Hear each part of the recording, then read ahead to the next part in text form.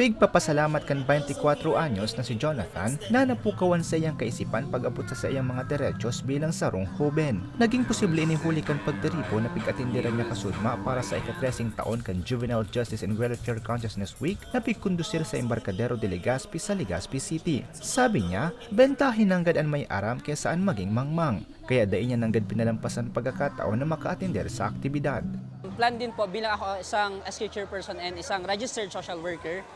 Nagpa-plan po kaming i-re-echo yung mga seminar na matututunan namin dito, lalo na sa pag-uphold ng OSAIC, yung parang maturuan yung mga bata, lalo na ang kabataan ngayon, masyado ng sa social media, maiwasan nila yung kumbaga pag-aabuso na sa form ng social media.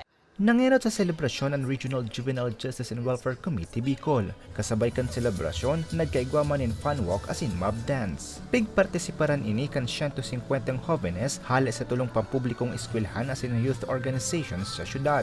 All in all po, we have 150 na mga participants from different schools at saka yung mga youth representative natin. Meron din tayong from the different interagencies like yung mga Bahay Pag-asa, yung BJMP, at yung members of the RJJWC na nandito po ngayon.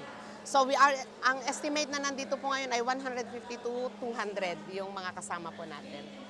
Presente man sa selebrasyon ang manlain-lain na ahensyas kan gobyerno, arog kan Department of Social Welfare and Development, Department of Health, Commission on Human Rights, PNP Legazpi, Bureau of Jail Management and Penology Bicol na nag-opreser man ng libreng serbisyo arog kan libreng upaw asin kadagol pang iba. Of course, yung members of the RJJWC, siyempre yung DSWD, sa pamumuno ng aming pinakamamahal na Regional Director, si Director Norman Laurio.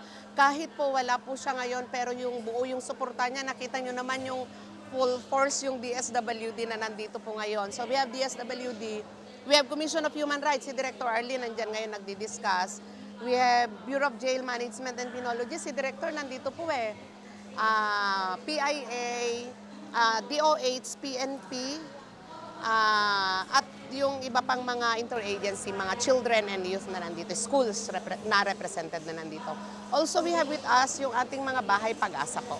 Madurar ang selebrasyon sundo sa Nobyembre 30. Sa bagong Pilipinas, bawat bata may pag-asa, ligtas na lipunan para sa bagong henerasyon. Ang naging tema kan selebrasyon ngunya na taon.